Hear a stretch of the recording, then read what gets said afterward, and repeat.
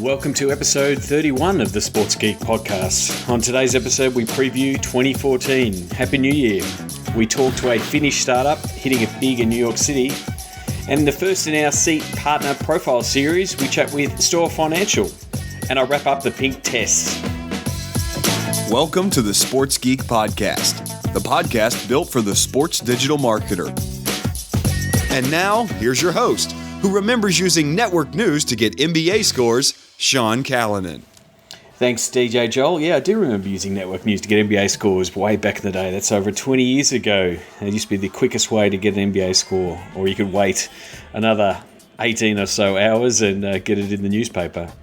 Happy New Year to everyone. It's 2014, a new year in the sports digital world. On this episode, I'll have a look forward into 2014 when I chat with Deb Spillane on ABC Grandstand and look at some of the issues that we're all going to face in 2014. Also, got a couple of interviews in this podcast. I catch up with Larry Bush from Store Financial in our first in the seat partner profile series. And he talks about what they do and what they're looking to bring in the sports space and really shake up the loyalty market and also help sports teams better understand the buying habits and behaviours of their fans. And also catch up with a friend of mine from Finland, Heikki Ora from Uplause, and the fan engagement products that they've got for stadiums, and they're doing some really big things in New York at the minute. So we chat to Heikki later on in the show, but let's get stuck into it. Here's my chat with Debbie Spillane on ABC Grandstand. The regular at this time of your Saturday morning on Grandstand Digital Breakfast is the Sports Geek's Sean Callanan. Welcome, Sean. Nice to talk to you. Good morning, Deb. Now, you've decided that this is the appropriate time, as many people do, to make some predictions regarding social media in the year ahead. And I gather that a few people have been casting their mind to this. What are the predictions that take your fancy?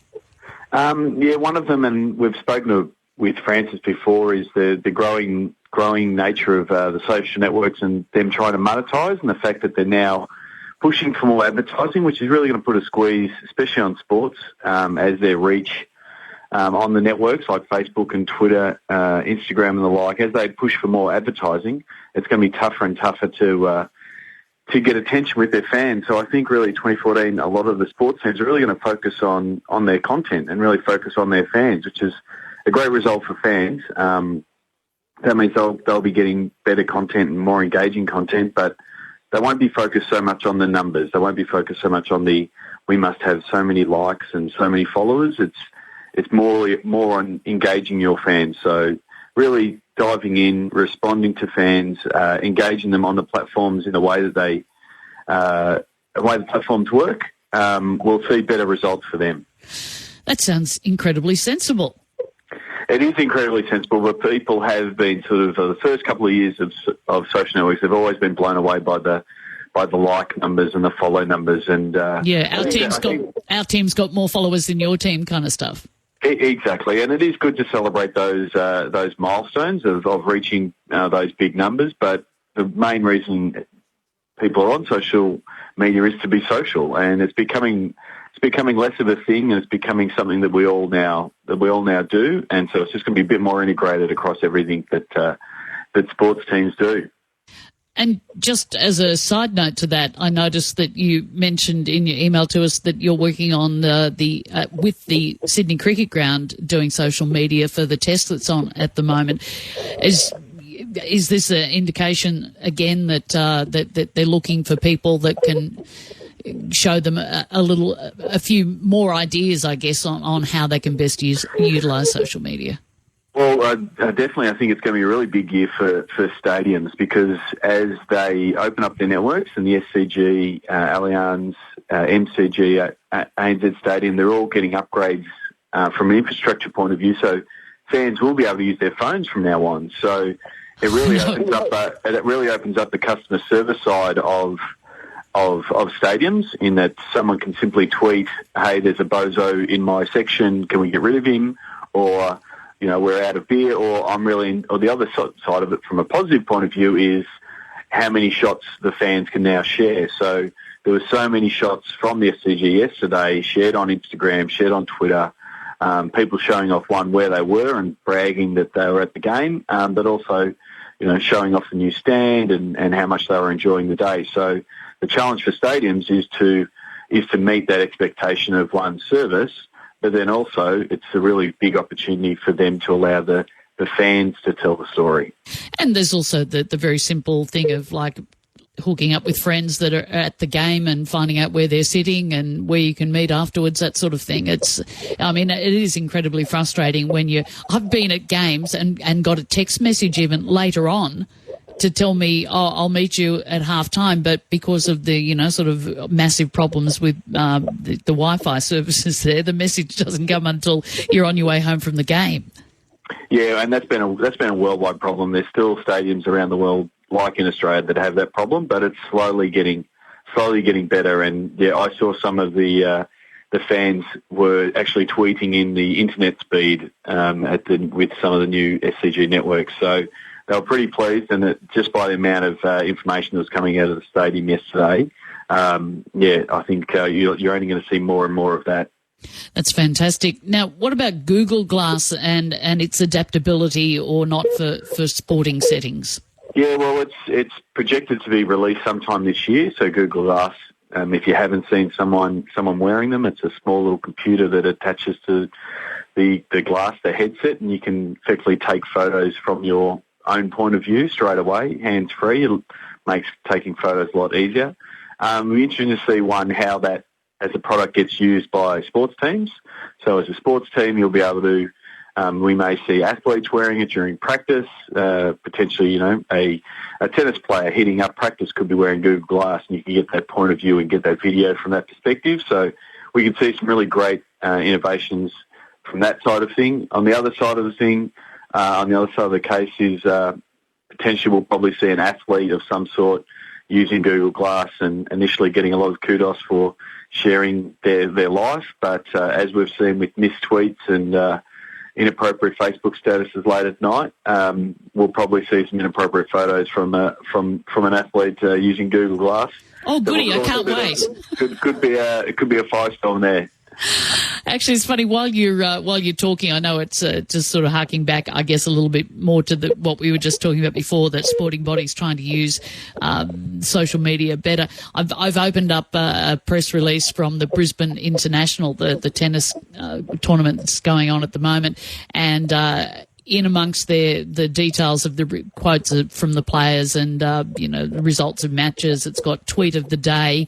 Thanks to everyone at Brisbane Tennis for their support this week. A great way to start 2014. Great platform to build on, from Samuel Groth, the Australian player, and they've put his Twitter handle on there. So, it is a sign. It's only a little thing, but I just haven't noticed a lot of that in press releases before. It is really important for tennis, tennis tournaments, and the Aussie Open are getting ready. The more that they amplify their athletes and the personalities, and it just helps extend the story.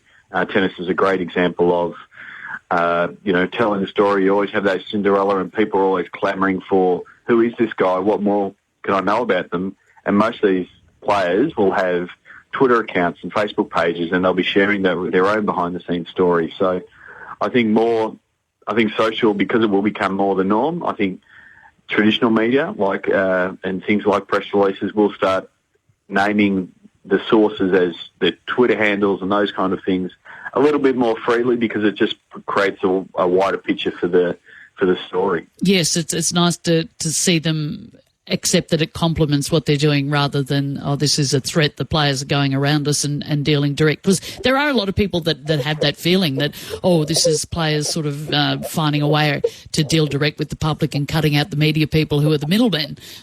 And this is an example of, obviously, that threat not being seen as valid by the organisers at the Brisbane International, which is great. And by the way, just as another side observation, I don't think I've had a chance to speak to you on this show before, but I find one of the best sporting events for watching Twitter while you're watching the event is some of the big tennis finals, because I'm always amazed how many of the big sports stars in the world are watching something like a Wimbledon final. And it's not just tennis players. You'll have a LeBron James tweeting about it, or, Graham Smith, the South African captain. And you sort of, I find that one of the most fascinating things, getting the perspective of other leading sportsmen looking at a Nadal or a Federer and commenting on, or a Djokovic, of course, and commenting on their performance.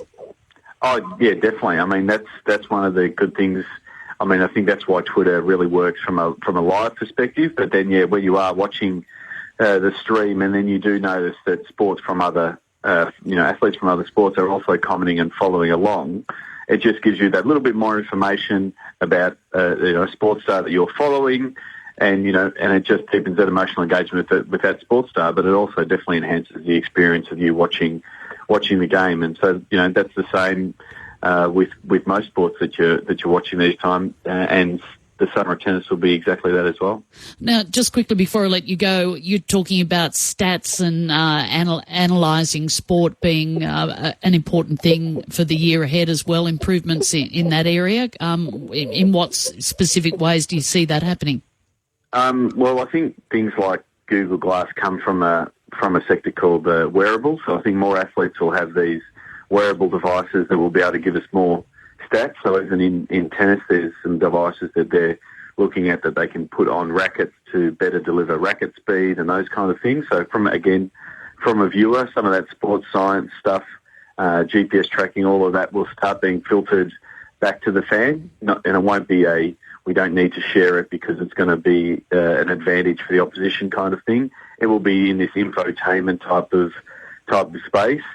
And because things like sports fantasy and those kind of things, fans are just craving for more stats.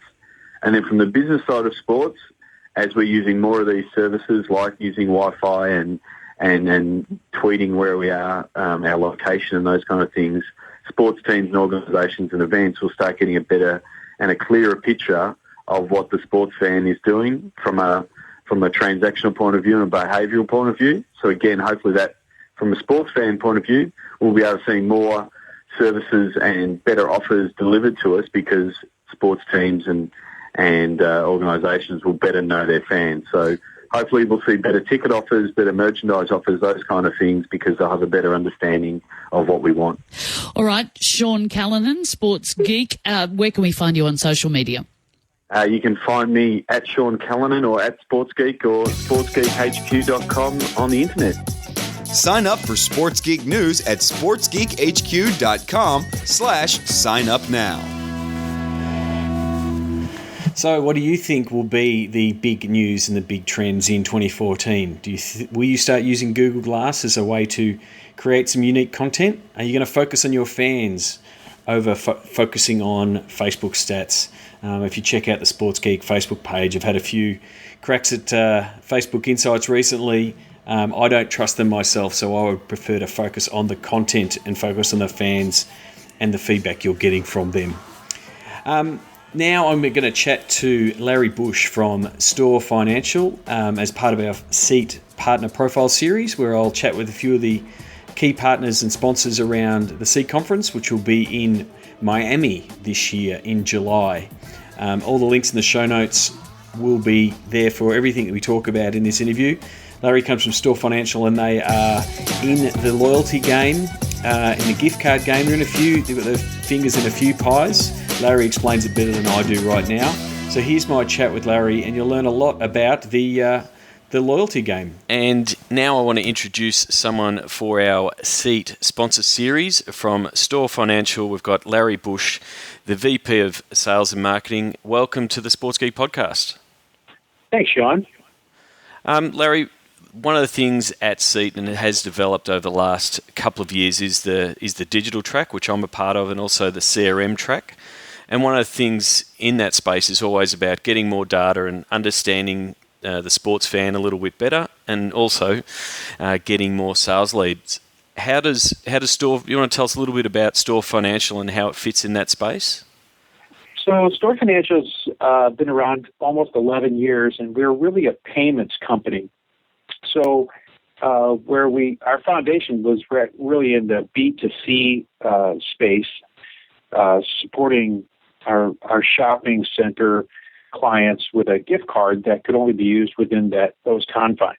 So if you take that same foundation and look at sports marketing, what they're trying to do is to say, how do I consolidate all of the interactions with a fan and grab information about that fan or a season ticket holder or a partial season ticket holder into one area? And so with our technology, with our platform, we're able to say, I can put tickets, for instance, I could put those onto a card. And on that same card, I could have team promotional offers. I could do sponsor promotional offers. I could do loyalty earnings. So I could do earn and burn, working with a loyalty company.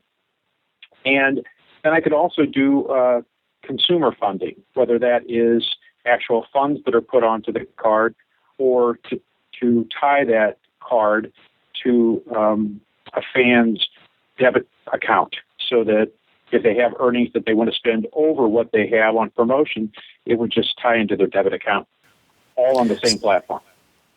So, one of the big discussions at SEAT at Kansas City, where Store Financial is based, was around the fan loyalty space that's still developing, and sports teams don't quite know, I guess, the initial returns from those kind of campaigns and those kind of systems, because they're still pretty much in their infancy, and they're really, loyalty is a long game. And I guess coming from a retail background and shopping centres, that's a market and a segment that has been doing the loyalty game for a long time. What kind of lessons do you take from the retail experience in the shopping centres to help the sports market to better understand that loyalty component and how it works? So actually, Sean, my background is in the loyalty and promotion space. So I work for some of the larger loyalty companies in the U.S. And you're right, it is a long tail on that. Because you're making an investment to learn more about those people, how you segment them. So is your premier season ticket holders, are they different than your partial season ticket holders? Are they different from your fans? And do you treat them all the same way? Do you communicate the same way? And then how do I move someone through that value chain? How do I take a fan who may not be attending games, and how do I get them to attend one game? So how do I monetize seats that may not be used? Or how do I move somebody from a partial season to a full season? And especially in the loyalty space, if you're trying to generate loyalty where you only use activities that are inside a venue or limited, what happens is that you have to have enough velocity for the member to earn points that they can redeem and feel like they have something. So you can't have, I earned for performance over 2 years, and then I receive something that's a nominal value. I have to have something that's with a shorter term frequency that I know I got payback on my performance. So we can enable the loyalty companies to get outside of the venue, and if they wanted to blend in the sponsors that a team already has, how do I track those transactions that actually occur outside of the venue? Now, we are talking loyalty, and really I want to be clear, you guys integrate with the loyalty products. You're not another loyalty system. So if a team has got a loyalty program that does those kind of things, your cards integrate with those systems, don't they? That's exactly correct. Yeah, we're more of a transaction processor. So we're not only a program manager, we're also the processor. So when the card is used, whether that's a virtual card or it's a physical card, we actually authorize the transaction. But we're not a loyalty company. And typically the loyalty companies have a loyalty management system where they'll take performance files, they calculate what the business rules are for that performance, they award points into a point bank somewhere. They have thresholds of how the points can be used and for what activities. So we don't do that. What we'll do is enable a loyalty company to monetize those point redemptions or to get more point earnings, to have more venues where you can earn points. But we're not the loyalty. Yeah, and so that's where you can do those sponsored promotions and effectively, get a sports team fan. They can go to their local, Dunkin' Donuts, and every time that they're buying their coffee and their donut, they're earning points through that sponsor for their team, and building that affinity with the team. But also, from a CRM point of view, you're building up that customer profile. That's correct. Because now we understand more about what the customer is doing. We're going to be able to share that back, what kinds of transactions. We can share it back with the loyalty company, whoever is doing the loyalty tracking and the rule structures, so that they have better information. Usually they lose on the on the burn side. They see the earn side, they don't see the burn side. And so we can help them with not only enabling them with more locations to earn, and tracking those transactions, but also what happened when they actually did redeem for, what did they purchase. So it gives them more information about that profile on the fan or on the season ticket holder. And do you want to tell me a little bit about the fan experience card that you guys have? So we really started, when we started to go talk to some teams, we really thought that the play for Store Financial was in the gift card space. And it didn't take too many meetings before we figured out that gift card is a piece of it, but a very small piece. And the real interaction is, how do you capture all of the fan experiences onto one platform? So loyalty does a great job of that. But there are some that just want to be transactionally oriented. Maybe before I enter into a loyalty program, I just want to give my season ticket holders a promotional offer, or I want to send my fan base to one of our sponsors, just to start that initial interaction. So it's building frequency before you build loyalty. Okay, so you have that multiple products on offer. The gift card is a way to, again, connect with your fans and get that data and reward them, but then you can move to a full integrated solution with their ticketing and their merchandise offerings and their loyalty program for a more full-scale 360-degree view of everything that the customer's doing, yeah? That's exactly correct. And we don't say that a client, that a team has to say, I need all of that. They may start with one piece that they need, and they may add another piece, or they may be farther along on in their development and say, I really need you to interface with our loyalty company that we already have in place. And what are you seeing currently, talking to sports teams, on the mix of how much they want to engage in the venue? And, do they need to do anything from a point of sale to activate your cards, and as opposed to outside the venue and, once the fan either leaves the stadium or engage the fan that never comes to the stadium? So that's a good question. There are a couple of things there. One of the things is that our platform does not require them to add any kind of hardware at their point of sale or any software. We actually ride the network rails. These are MasterCard rails. And because we do that, from the merchant's perspective, they don't have to do anything differently to accept our card. And as the processor, I can either accept or decline that transaction. So if it's not one of the merchant locations that is supposed to be in the network, then we will decline the transaction, so the card won't work.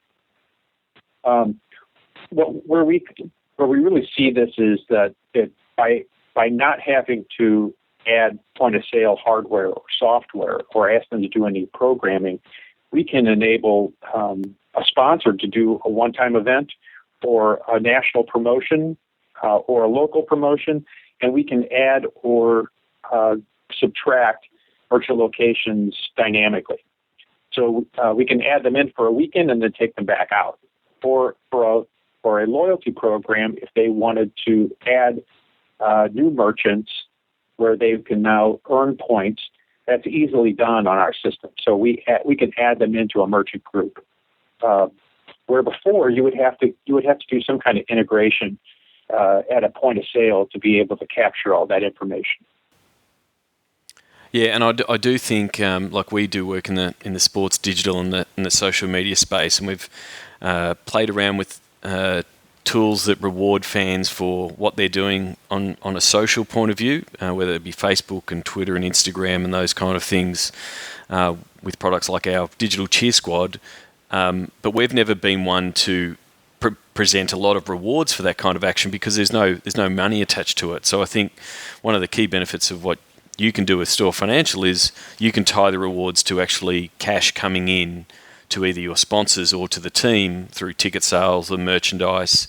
And it's much easier to say we're going to reward fans with our loyalty program, signed jerseys, or allow them to claim prizes and merchandise in our store because you know that they've had this overall customer spend with your partners and with your team. Yeah, even on the loyalty side, if you think about some of the loyalty companies where they have fulfillment, fulfillment becomes such a tough piece to do because if you're dealing with apparel, then you have colors and sizes, and you have to take an inventory position, or you have to drop ship, and you have returns. With this, you don't. So I could still, if the team has a team store, and you wanted where they already carry inventory, and you wanted that to be a redemption location, then I can set that up as a redemption location. And the loyalty company doesn't have to figure out how am I going to monetize the points and then fulfill some kind of merchandise. So they just don't have to do it, and they get all the tracking. So I can tell you exactly where it was used, whether it was used for concessions, or was it used at a gift store, or was it used at a sponsored location outside of the venue. Yeah, I think that's a terrific thing. There is a little bit of, I guess, movement and in the market around those loyalty programs that there is a bit of a fear that fulfillment side of the business can become a bit of a headache, especially if your loyalty program completely blows up and then you're stuck with having to fulfill rewards and ship T-shirts, those kind of things. So it is good to have something that definitely has to be tied back to the dollars brought in for the team.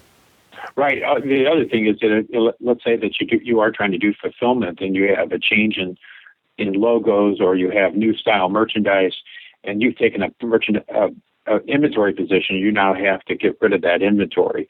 With a card, I can actually, even if I'm locking it down to a specific merchant location, if they're having clearance or sale, the fan can then take advantage of that with their of any kind of sale merchandise that's in there. They're just using that as a form of payment. Well, thank you very much for the discussion today, Larry. I'm looking forward to catching up with you in July in Miami at SEAT 2014. This podcast will be up soon, and I'll talk to you between now and then. Thanks, Sean. It was great talking to you. Did you know Sports Geek Podcast has listeners in over 35 countries?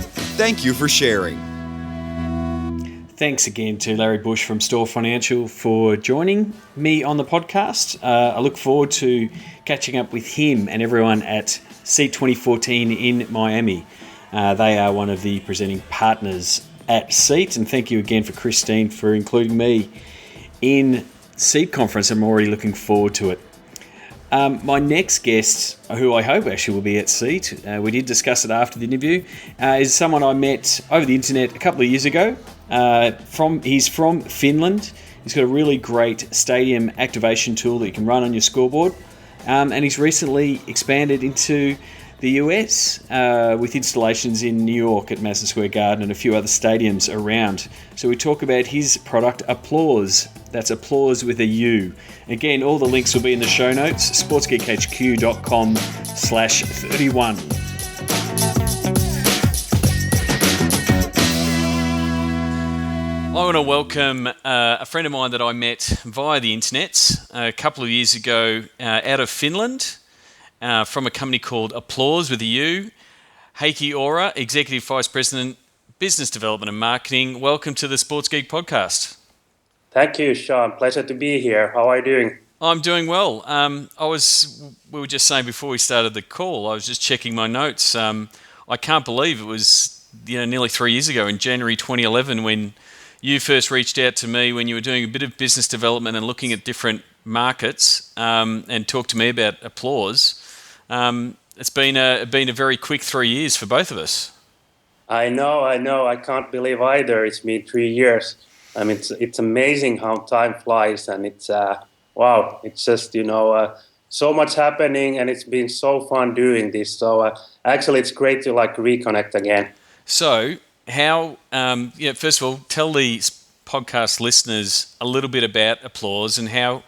Why on earth would an Australian and a Finnish person be talking about sports technology and both talking about the US sports market? Do you want to tell us what Uplause is?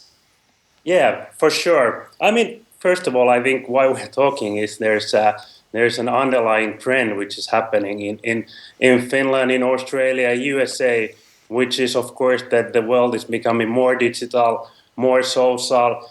It's getting gamified. So I think that's the underlying reason why we are connecting here.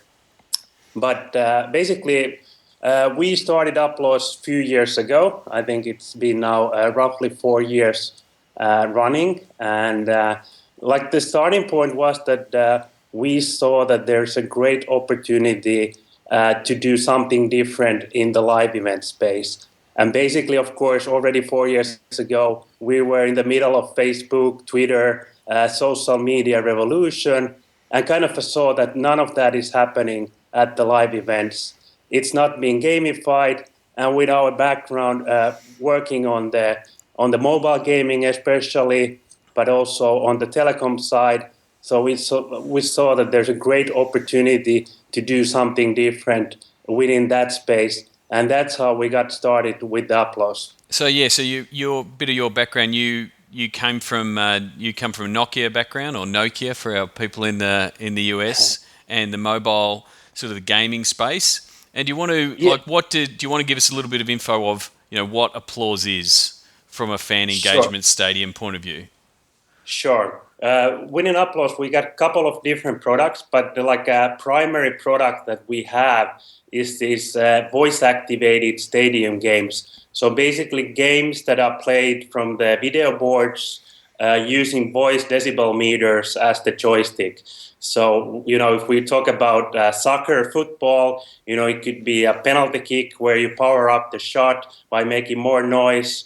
Or if we are talking about ice hockey, which is of course big in Finland, there's a slapshot game with the similar logic that the more noise the audience makes, the better chances of scoring.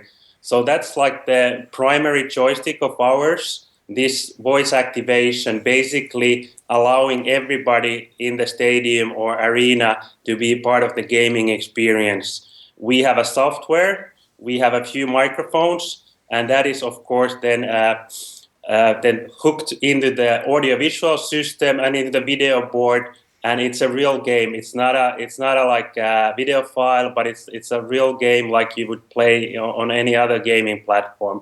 So that's what we do. We also have a social media platform where we use. If we do it on Facebook, we use Facebook likes or comments as a way to create the interaction. It could be that with the like, we can get your, like Sean, in your case, we would get your, beautiful profile picture and your name to appear on a fan gallery or something more, or, more evolved. But basically just like these very simple things, lowest threshold to participate with the tweets, comments, or like on the social media side. Yeah, terrific. As I was checking out what you've been doing when I saw your last post on LinkedIn, I actually saw you did a launch and activated it with, I think it was Lexus at the Madison Square Garden, and I caught some of the video there. If you don't mind, I have a Sounds of the Game segment, and I'm actually going to use that as the sounds of the game, just to get a feel for, I guess, the fans absolutely going off while they're watching the cars race around on the big screen. What was it like seeing Uplause in action at a famed venue like Madison Square Garden?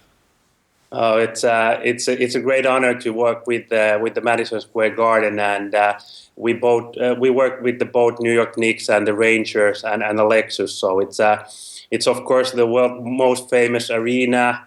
A lot of history, but also at the same time, always looking to do new things as well. So they are a great partner for us, and of course it's an amazing feeling to see our product there, as you see from the videos, crowd completely getting it, loving it. It's a fantastic feeling. It's only a start. I think there's so much more we can do, but I think it's just one of the great milestones that we have had during these years. Well, you might have been lucky enough to catch up with a friend of mine at Madison Square Garden. Katie Panther is at MSG, and I regularly catch up with her at the Seek conference. But she's done a great job in that with the renovation at Madison Square. Yeah, I don't. It's a fantastic, the new renovated. I hopefully everybody will get a chance at some point to see it. It's amazing arena. The other question I had, and I think it's a point when we initially had a discussion 3 years ago, is how to push it in. How much was it from a sponsorship side? How much did you guys as Uplause have to start engaging the sponsors, and so now you can integrate whether it be a Lexus or a Miller Lite or those kind of things into your systems that make it much easier for the digital teams or the sponsorship sales teams to sell your product, because all the fans' eyeballs are really consuming the big screen boards, and you're putting the sponsor message right in the middle. How much of that was really important over the last 3 years in trying to grow the business? Yeah, it's like a vital part of this. I think it's the two sides of the equation. There is the value for the rights holder, whether that's team or league or the federation, in terms of just building their live event experience, the property from the fan point of view. But the other side is the brands and the sponsors, which of course, whatever they do in marketing is getting more focus on digital, social, gamification. So, being able to offer them a tool which is truly, social, very emotional, as you see it, I think it's a really big part of, our value proposition, that we can offer the brands, in this case, at the Madison Square Garden for the Lexus, a race game using their latest car model. So, of course, it's a perfect fit. So it plays a tremendous role in our business proposition. And how's it gone? Like, I see you've also done it at a few sort of fan events and those kind of things. How's it gone in that, when we first spoke, a lot of it was pitched to, you were doing the ice hockey in Finland, and it was really suited to the boards in the middle. But now you're sort of opening up and doing it at baseball venues and at large festivals and things like that. Have you guys had to make any tweaks on the sort of the product that you're putting up on the screen to cater for those audiences? Well, the product is, I think, we are always learning. You always want to, make a better product. Like I said, earlier, we are in the beginning where this can go. Different environments are, a little bit different. I think, like in Asia, we work a lot in football, soccer there. I think in Asia, for example, people, they like more like an advanced game type of things, which can be a little bit more challenging. Or maybe in the USA, it's a little bit more about energy, just bringing a maximum energy to the venue. So there definitely are differences. I don't see too much difference whether we're talking about inside arena, outside arena. Of course, goes without saying, inside arenas typically, acoustic is really good. But that said, good big stadiums are perfect as well. Crowd is there to have fun, and it's a good platform to engage them. So yes, there is differences, but I think there is some underlying, behaviors for the people, which is that people want to participate. And if we throw them a game, nobody wants to lose. Whether it's the most trivial game you can ever play, we still don't want to lose. So we take the challenge. So I don't know if you've most likely been following the NBA, and a few of the teams have had both the NBA and the NFL have both been making record crowd decibel noises and setting records for the Guinness Book of Records. As I think the Sacramento Kings did it in the NBA and indoor arena, and I think the guys at the Seattle Seahawks have currently got the title in the outdoor arena. Is that something on your on Uplause radar to say, well, hang on, we've got a system that will make these records go away? You'll have no doubt be clinching some of those records soon.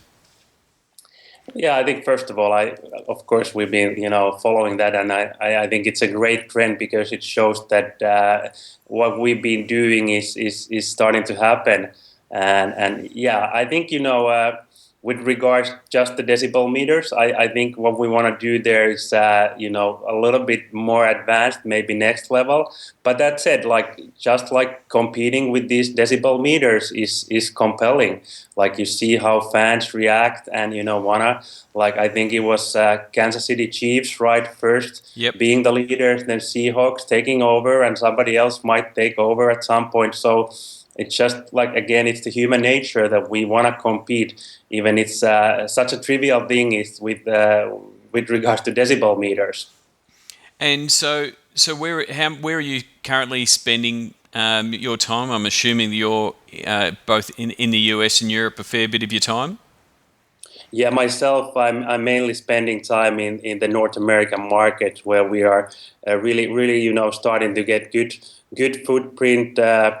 With the cases in New York, Rangers, Nick Metz been working in Florida area with the race, starting on West Coast next month, and then we did a big project with the NFL for the international series. So that's really for myself a big focus area. But that said, of course, Europe, Asia, it's those are important market for us as well. So there's a need for this type of engagement globally. Oh, definitely. I mean, one of the big takeaways from the C conference in Kansas City this year is, fan engagement in stadium is still, one of the key deliverables that all teams are trying to do. Obviously, the issues around Wi-Fi and having social access is still a problem and is getting solved, but you still need to engage your fans. So if you can do things like activate those boards, and they are, in America they are getting bigger and bigger. I'd love to see. I'm sure you've got the Cowboys on your call list to see what Uplause can do on that massive screen. But it is engaging your fans and making that experience what we like to call developing FOMO, fear of missing out. You want those people to come away saying, well, hang on, live is better. I want to be at the live game. So it's not just the product on the field or on the court or on the ice. It is the whole experience, and that game entertainment is still a big part of what the sports product is. No, I fully agree. I mean, it's that's what the industry is talking is how do we enhance the game experience in the stadiums, because we know that the TV broadcast is such a compelling product nowadays. So you gotta offer something more than just a game, which is of course the good old experience. And these new means is just a one tool to help the organizers to make sure that people actually want to come to the stadium more and more to see the live experience. And what I always like to say myself is that, because in the sport, there's no guarantees that you will be winning as a team, just purely the mathematics, some of the teams got to be losing. So at least you got to make sure that when the fans leave the stadium, they will feel like, wow, I had fun today. We lost, but I had fun. I'm going to come again. Even better if you win, but like I said, you can't do it all the time. Exactly. It's wise advice. Well, thank you very much for coming on the podcast. I hope that maybe we don't spend another 3 years till we talk again, and hopefully we can catch up when we're both in the same hemisphere or in the same country. Thank you very much for joining us. All the links to Uplause, that's Applause with a U, UPLAUSE.com. You can check it, all that, and I'll have all the links to connect with Heikki, and again, I hope I'm getting your name right, in the show notes. But thanks for joining us on the podcast. Thanks, Sean. My pleasure. Need help with your content? Book in for a content brainstorming session with Sports Geek now. Go to sportsgeekhq.com/work. Thanks again to Heikki for joining me on the podcast. Check out Uplause. That's Applause with a U. All the links will be in the show notes. And I've got to remember to turn my phone off. You reckon I would figure that out after doing 30-odd episodes of 30-odd podcasts? So a few things just to wrap up the show. Release tickets for the SB night at Honey Bar in Melbourne. Apologies to people who aren't in Melbourne and can't make it. We do have plans to do a few around the country, but we'll kick things off. We had a really good sports business networking night last January in conjunction with the guys at the Business of Sports and Russell Scobetti. And cheers, Russell, for inviting us last time. So I wanted to do a few more, but obviously an Achilles injury put a bit of a crimp on those plans. So I want to start it again this year. So it'll be the Tuesday, the 21st of January at the Honey Bar. If you go to the show links, you'll see a link in the show notes to get a ticket. So we had about 80 to 90, I think, there last year. It was a really good night. So we're going to do a bit of Q&A with a few people who are in attendance, but mainly it's going to be a networking night. Let everyone catch up for the start of the year and get stuck into 2014 good and proper. Again, if you're on my mailing list, you will get that email out later today. So go to sportsgeekhq.com/sign up now. You'll also get an invite there. Okay, that's the wind-up clock. That tells me to dedicate this episode 31. A few nominations from an Australian sports scene point of view. Ron Barassi is a famed AFL, or in that case VFL, footballer from Melbourne and Carlton, and also Greg Maddux, the Braves pitcher. But I had to go with Reggie Miller from the Indiana Pacers. I remember the Reggie destroying the Knicks, and it's a great 30 for 30 if you haven't seen it, where he scores that 8 points in 9 seconds. So this episode is dedicated to Reggie Miller. All the show notes are at sportsgeekhq.com/31.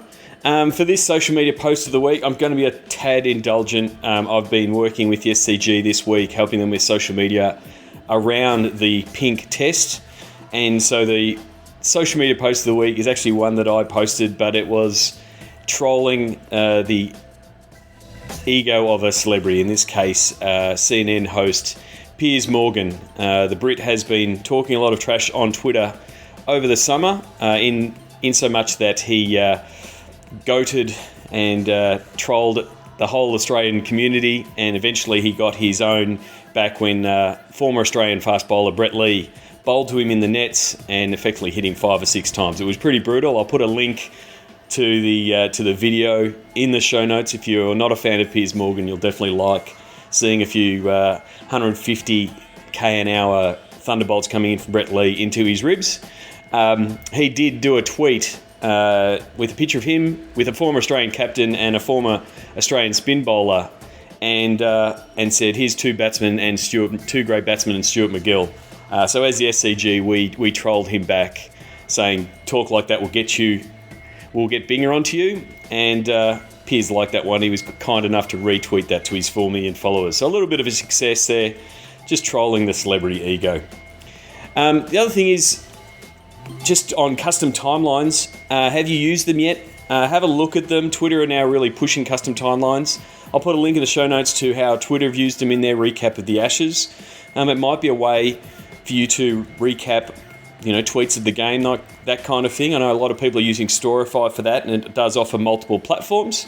But obviously this is what Twitter is pushing. You can build them out of TweetDeck and then publish them on your site. So have a look. I've included my tweets of 2013, courtesy of Visify, using custom timelines on the show notes here, link to that. So have a look at it. Sounds of the game. Again, it's going to come from the cricket, from the pink test. This is the fans from Australia, obviously, after the Aussies knocked over the English in just 3 days. And for the people listening in America, it was a 5-day test match. And to the people listening in England, please enjoy. Thanks again for all your support. I really do appreciate the iTunes reviews, the posts on LinkedIn, the tweets about the show. You can go to sportsgeekhq.com/SGP for all the episodes. There'll be 31 there. You can also get links to all the fabulous guests that I've had on, including Larry, Heikki and Deb Spillane, who are on today's show. Closing 2 cents, and this pretty much comes from my experience watching everything from the SCG. Don't sleep on Instagram. It might not drive traffic, but it helps you and your fans tell your story. Please leave a review on iTunes. Go to sportsgeekhq.com/iTunes. Find all Sports Geek podcasts at sportsgeekhq.com/SGP. Want to maximize returns from your digital team? Contact Sports Geek about content and commercialization workshop. Thanks for listening to the Sports Geek Podcast.